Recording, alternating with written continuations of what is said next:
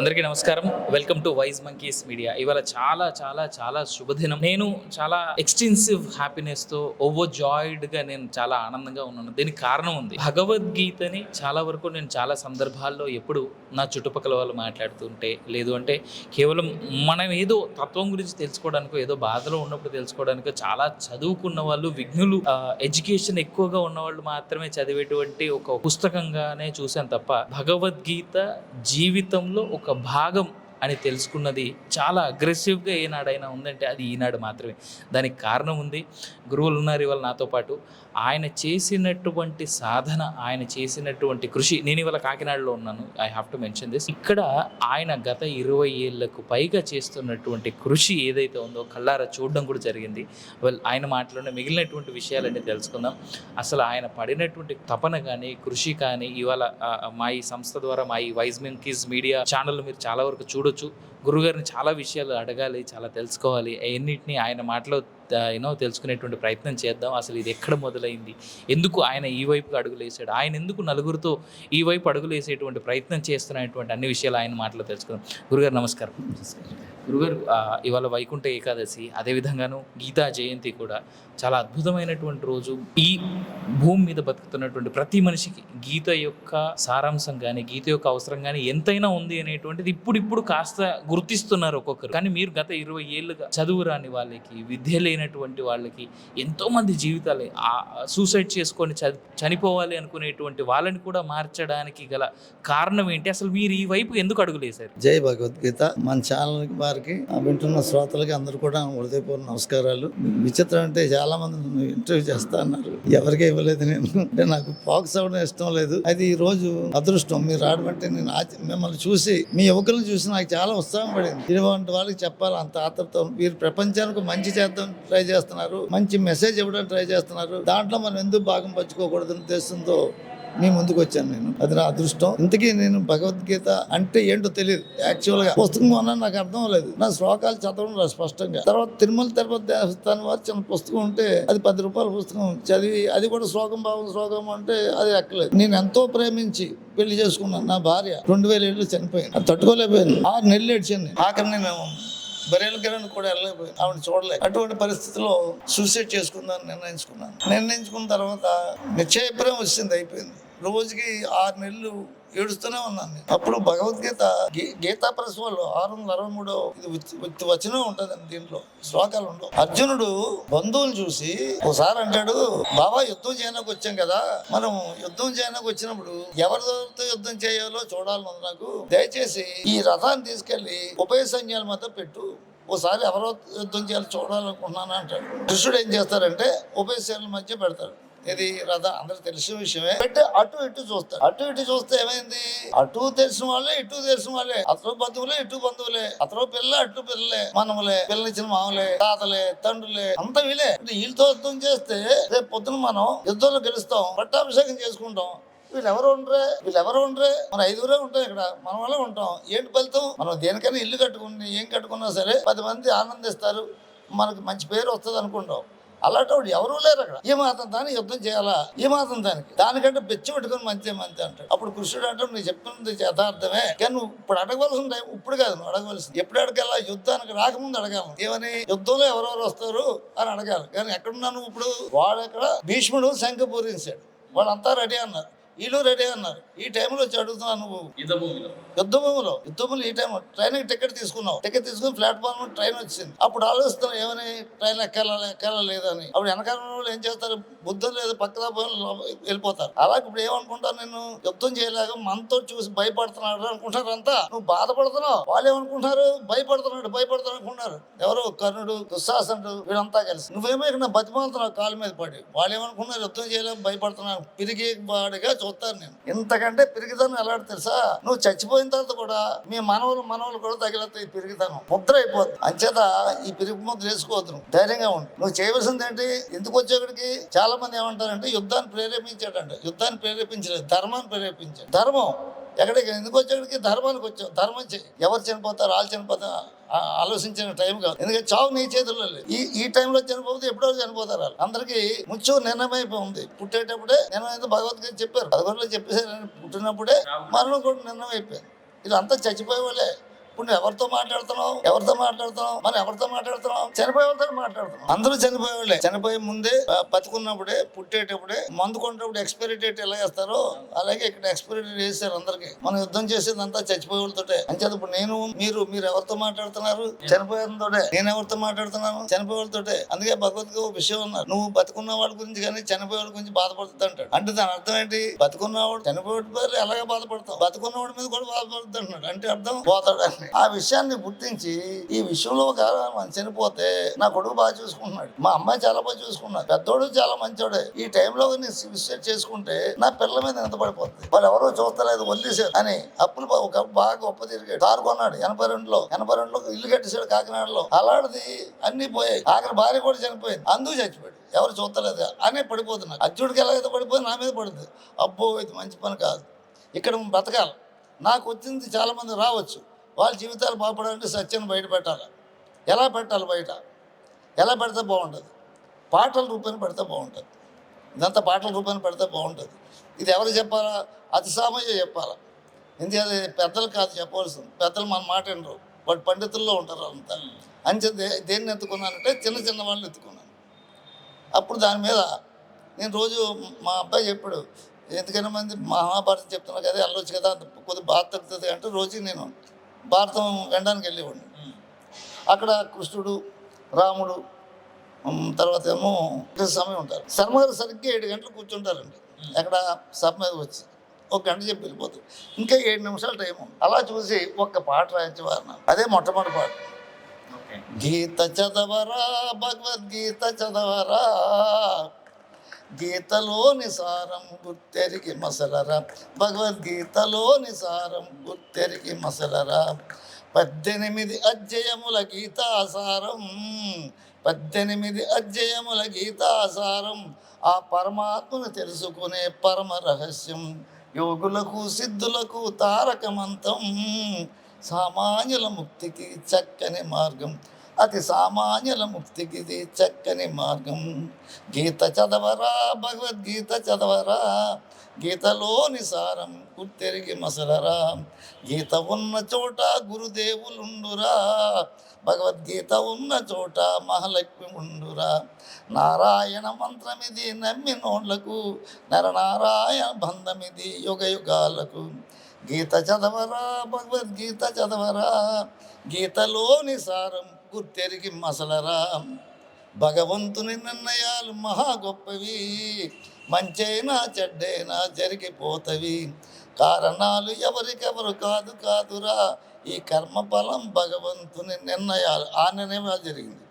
ఇప్పుడు ఇలా చూసుకుంటే మీరు మొదటి పాట రాసినప్పటికీ భగవద్గీత మీరు చదవలేదనేటువంటి మాట మీరు చెప్పారు. తెలీదు, పరమాత్మ అనే మాట తెలియదు. మరి ఏ విధంగా రాసేందుకు ప్రేరేపణ ఎక్కడి నుంచి వచ్చింది? ఇది ఎలా రాయగలిగారు? రాశాను అంతే, రాయాలనిపించి రాశాను. దీని ముందే కొన్ని రాశాను.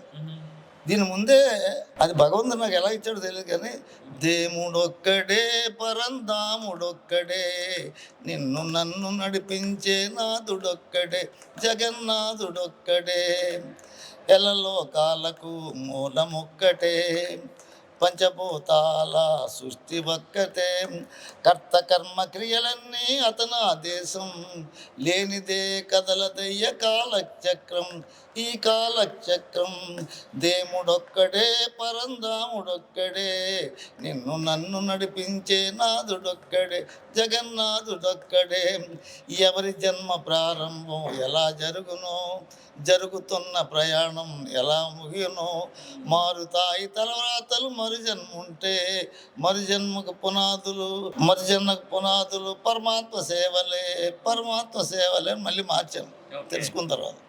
అలాగే ఇంకోటి కూడా, అంతా పరమాత్మ నిలయం, జగమంతా పరమాత్మ నిలయం, అంతా పరమాత్మ కథనం, విధి అంతా పరమాత్మ కథనం, ఏ చోటుకెళ్ళినా నిన్ను వీడడు, ఏ ఒక్క చోటును అంటి ఉండడు, సిద్ధ ఉన్నవాణ్ణి మొదలుపోడయా, శుద్ధ సత్వగుణ బంధాల చిక్కుతాడయా, అంతా పరమాత్మ నిలయం, జగమంతా పరమాత్మ నిలయం, నీ బుద్ధి కారణం దైవ నిర్ణయం, ఏ సిద్ధులాపలే ఉపాయముందనం, ప్రతి ఉండద కునయ్య పింజు భోజనం యోగముంట తప్పయే జైలు దర్శనం. చాలా అద్భుతం. మీరు ఇవన్నీ గీత కంటే ముందే చదవక ముందే రాసినటువంటిది. ఇది గీత చదివిన తర్వాత అంటే భగవద్గీత మీరు పూర్తిగా మీరు అనుకున్నట్టుగా శ్లోక రూపం కాకుండా వచన రూపంలో చదివిన తర్వాత మిమ్మల్ని బాగా ఇన్స్పైర్ చేసినటువంటి విషయం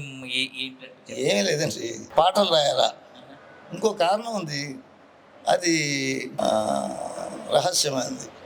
అది కుదరా, మళ్ళీ ఇంకోసారి చెప్తాను దాని గురించి. మైక్ ఆఫ్ చేసి చెప్తాను. మైక్ ఆపిన తర్వాత మళ్ళీ మాట్లాడుకుందాం. అయితే ఇంకొక మాట చెప్పండి గురుగారు, నాకు ఇంతకాలం మీ 18 ఏళ్ళ కృషి, ఇందాక కార్యక్రమం అంతా జరుగుతుంటే నేను వీక్షించాను కూడా, చదువు రాని వాళ్ళు, చేపలు పట్టేవాళ్ళు, చేపలు అమ్ముకునేవాళ్ళు, ఇళ్లలో పనిచేసేవాళ్ళు, ఇలాంటి వాళ్ళు అంటే ఇప్పుడున్నటువంటి సమాజంలో ఎక్కువగా మత మార్పులు జరుగుతున్నటువంటి ఈ తరుణంలో అలాంటి అటువైపు వెళ్ళకుండా ఈ వైపుగా చావుకు చాలా దగ్గరయ్యి ఆత్మహత్య చేసుకుందాం అనుకునేటువంటి వాళ్ళని ఏ విధంగా మీరు మోటివేట్ చేస్తున్నారు? అసలు వీళ్ళని దీని వెనకాల ఉన్నటువంటి కారణం ఏంటి? నాకు భారతదేశం యొక్క సంస్కారం అంటే చాలా ఇష్టం. నాకు సంస్కారం తప్పకూడదు ఎటువంటి పరిస్థితుల్లో. నన్ను చాలా ప్రలోభ పెట్టారు కొందరు. మీరు చాలా మాట్లాడతారు, చాలా బాగా మీరు దేవుడి సేవ వచ్చన్నారు. నాకు అది పట్టలేదు. ఎంచేత మన దేశం భారతీయ సంస్కృతికి, భారతీయ సాంప్రదాయాలకి ఎక్కడా తావులేదు. అది నాకు చాలా ఇష్టం. దాని మీద చాలా పాటలు రాశాను నేను. ఆ పాటలే ప్రభావితం చేశాను అందరినీ కూడా. అలాగే చాలామందిని మారకంట అంటే తెలుసుకొని, నేనేం బలవంతంగా మారొద్దని అనలేదు నేను, కానీ మారిపోయారు. అంటే దేంట్లో మారిపోయారు? ఇతర మతాల్లోకి వెళ్ళకుండా మారిపోయారు. దాని లాజిక్ అనేది వేరే ఉంది. అంటే దానికి ఎలా రాశానంటే, ఏ మతంలో చావులు లేవు, ఏ మతంలో బాధలు లేవు, ఏ మతంలో రోగాలు లేవు. కరుణ వచ్చింది. ఏ మతాన్ని వదిలేసింది? ఏ దేవుడు కాపాడాడు? నేను ఇంకోలా మాట్లాడతలేదు. ఏదో శక్తి ఉంది. ఆ శక్తిని తెలుసుకోండి. భక్తి ఉండండి, మూఢభక్తిలో ఉండకండి. భగవంతుతో కోరికలు పెట్టుకోకండి. కోరిక పెడితే ఒక షాప్కి వెళ్తాం, అవి కొంటాం, అక్కడ ధర కుదరదు. ఇంకో షాప్కి ఎలా వెళ్తున్నావో ఇక్కడ కూడా ఏం చేద్దాం, ఎవరో ఏదో చెప్తున్నారో అది చేస్తున్నాం. ఆ కోరిక ఫలించకపోతే ఏం చేస్తున్నాం, ఇంకో దగ్గరికి వెళ్ళిపోతున్నాం. ఆ విషయం భగవద్గీతలో 41 నుంచి 43 వరకు చెప్పే తెలుసండి. భగవద్గీతలో ఉంది విషయం. భగవద్గీతలో వేదాల్లో అన్నీ ఉన్నాయి. ఏ పూజలు చేసినా, అంటే ఏ కర్మలు చేసినా, పూజల గురించి చెప్పలేదు. దాంట్లో ఏంటంటే హోమాల యజ్ఞాల గురించి చెప్పారు. అది కూడా ఏంటంటే నలుగురికి, నీ గురించి కాదు. వర్షాలు పడకపోతే, పిల్లలు పుట్టకపోతే చేయడానికి కర్మలు పెట్టారు. ఆ వేదాలు దేంతో తయారయ్యాయి?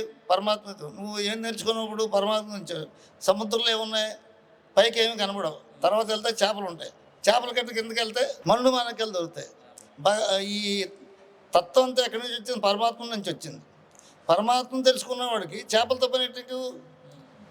నీకు చేపలు వచ్చేస్తాయి, మళ్ళు వచ్చేస్తాయి. నీకు అర్థమైందండి? అలాగే ఏమన్నారంటే, పరమాత్మత్వం తెలుసుకున్నవాడికి వేదాలు పిల్లకాయలతో సమానం. కాలతో మీరు చూసుకోండి, దానిలో ఉంది. ఇదంతా భగవద్గీతలో ఉంది. నేను సాక్ష్యం చూపించేస్తే నా ఉరిశిక్ష అండి. అది కూడా చెప్పేస్తున్నాను. సాక్ష్యం లేనిదే నేనేమి చెప్పను.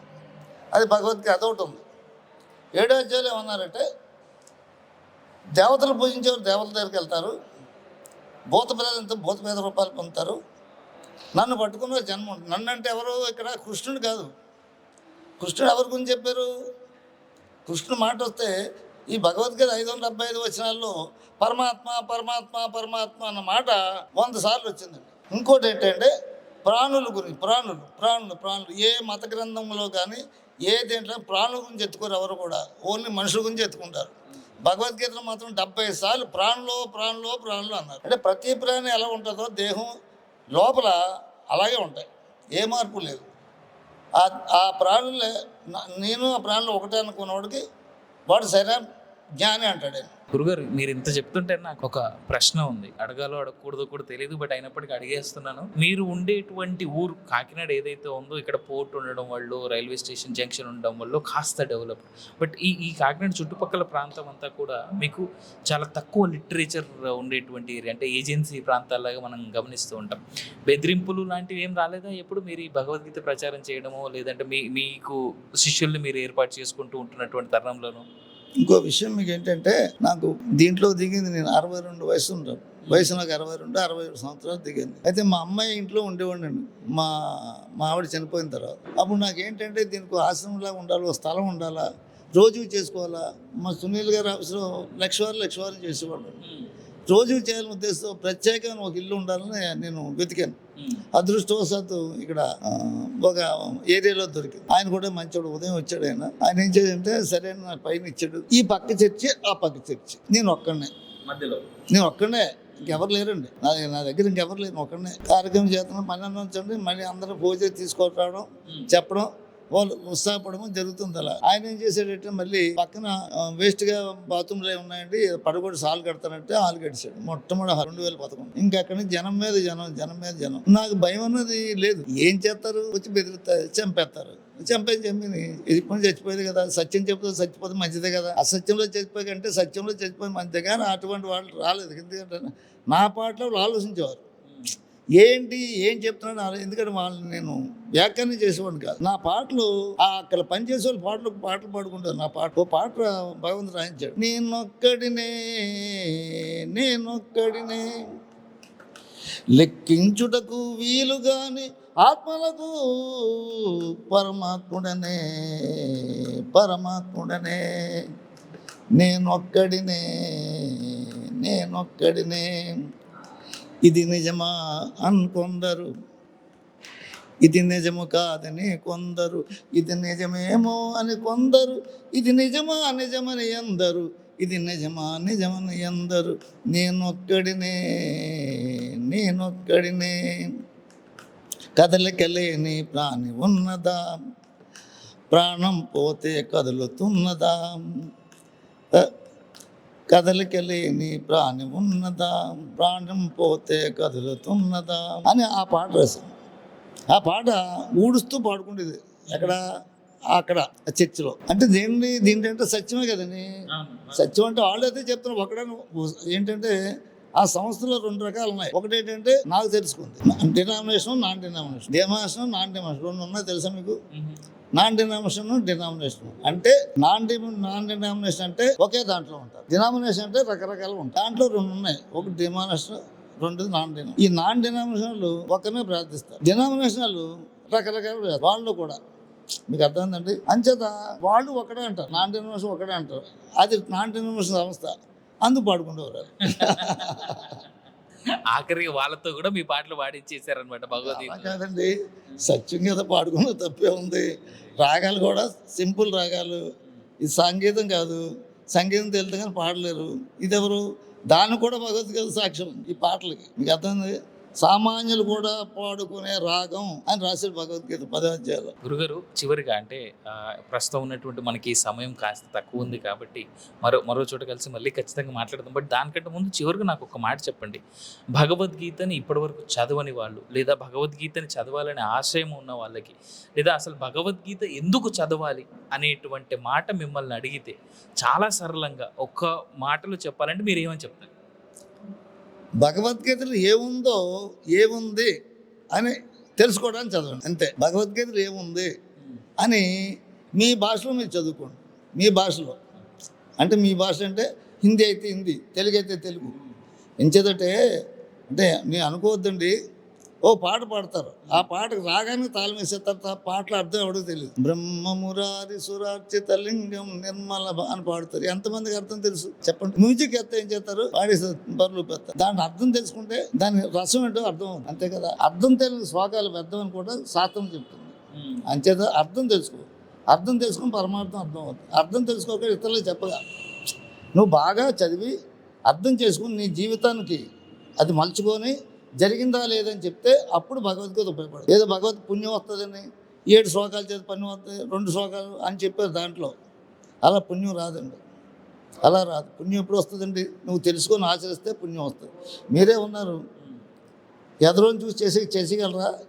దాంట్లో ఉండాలి, నలగాలి, తీయాలి, చూడాలి, ఎలా తీయాలో తెలుసుకోవాలి. అప్పుడు మీరు బ్రహ్మాండం చేయగలుగుతారు, మీద అందరూ చూడగలుగుతారు.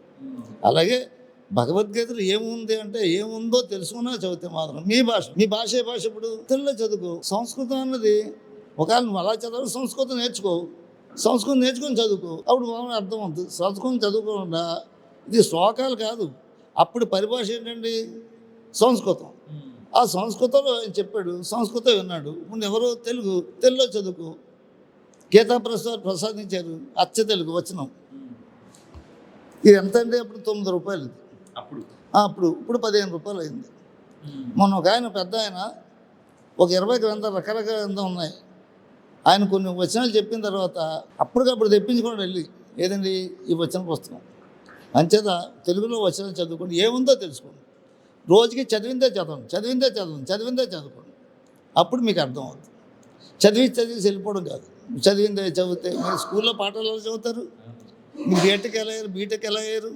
ఎంటెక్లో ఎలా వెళ్తున్నారు? వినేసి చెప్పేస్తున్నారా? సాధన చేస్తున్నారు. అలాగే సాధన చేస్తే తప్పకుండా ఇది ఉపయోగపడుతుంది అని నా సలహా అండి. ధన్యవాదాలు గురువు గారు. అది రాజారెడ్డి గారితో మాటామంతి. ఒకటి మాత్రం వాస్తవం, నేను ఇవాళ ఈ కాకినాడ పట్టణంలో ఏదైతే కార్యక్రమానికి నేను హాజరయ్యానో, జై భగవద్గీత కాంతి మార్గానికి సంబంధించినటువంటి ఈ గీతా జయంతి నాడు ఏదైతే ఈ కార్యక్రమానికి నేను హాజరయ్యానో చాలా ఆనందిస్తున్నాను. భగవద్గీతని ఇంత సరళంగా, ఇంత సులువైన భాషలో కూడా మనం నేర్చుకోవచ్చా, తెలుసుకోవచ్చా అనేటువంటిది వాస్తవం. ఏంటంటే మా ఈ ఇంటర్వ్యూ కంటే ముందు అటు ఇటుగా కాస్త కొన్ని వీడియోస్ కూడా మీరు అవకాశం కలుగుతుంది. ఆ వీడియోలో మీరు చూడండి, మాట్లాడిన ఒక్కొక్క మహిళ చాలా చిన్నగా చదువుకున్న వాళ్ళు, 2వ తరగతి, 1వ తరగతి, 5, 6వ తరగతిలో ఎప్పుడో చదువుకున్న వాళ్ళు, వాళ్ళ కనీసం చూసి చదవడం కూడా, రాయడం కూడా రాదు, సంతకాలు పెట్టడం కూడా రాదు. అలాంటి వాళ్ళు సరళంగా చాలా ఈజీగా పాటలు పాడేస్తారు భగవద్గీత గురించి. సో అంత గొప్ప మహిళల్ని అంత ఆనందంగా, అంత ఈజీగా భగవద్గీత నేర్పించినటువంటి గురువులు రాజారెడ్డి గారిని నాకు చిన్న విన్నపం. ఎంతోమంది పెద్దలు ఇప్పటివరకు భగవద్గీతను కాపాడారు. వారు కానీ కాపాడకపోతే ఏ భాషలో అయితేనే మొత్తం కాపాడారు, దాన్ని పుణ్యగ్రంథంగా చూశారు. ఇప్పటికైనా ఆ గురువులందరికీ పాదాబంధనాలు నిలబెట్టినది. ఇప్పటికైనా సరే ప్రతి ఒక్కరు దాన్ని అర్థం చేసుకొని, తెలుగు భాషలో తెలుసుకొని, అర్థం చేసుకొని, ఆ పెద్దలు కష్టపడిన దానికి మీరు ఫలితాన్ని ఇవ్వండి నేను కోరుతున్నాను. ఒకవేళ నా తప్పులు ఉంటే క్షమించండి అని కోరుతున్నాను. జై భగవద్గీత, జై దేవ.